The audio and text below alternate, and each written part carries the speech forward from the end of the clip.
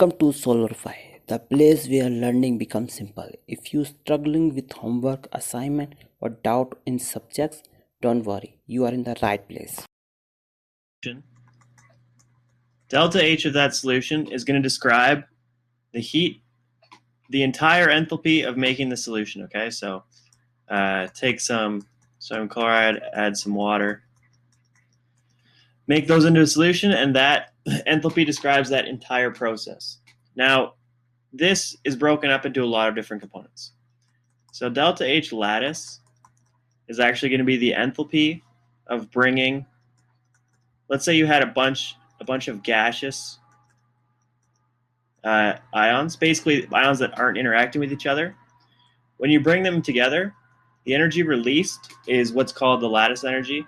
Now, the reason we care about this is because this process in reverse is happening when we dissolve this solid. So basically, we're going to be working with delta or negative delta H lattice. Delta H of the solvent is just the energy, or sorry, the enthalpy of moving the solvent.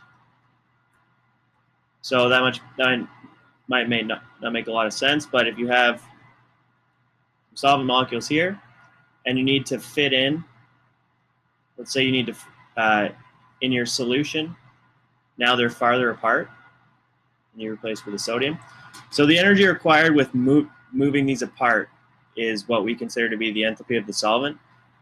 It's almost exactly like the lattice energy, where it's the energy associated with breaking these bonds.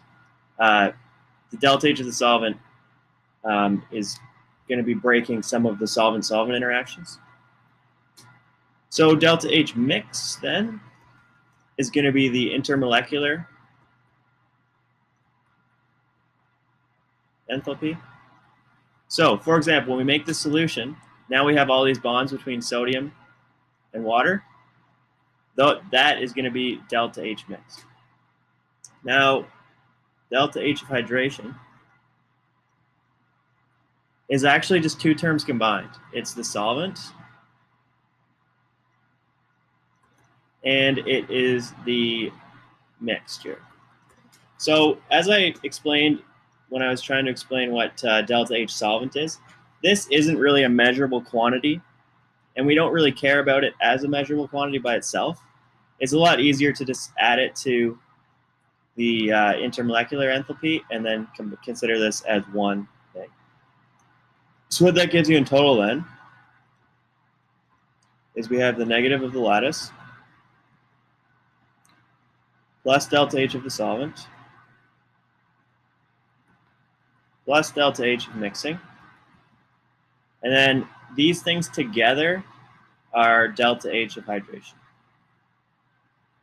So when we're actually doing these calculations, what we really care about is just the lattice energy and the hydration energy. We don't need to be concerned about these individually.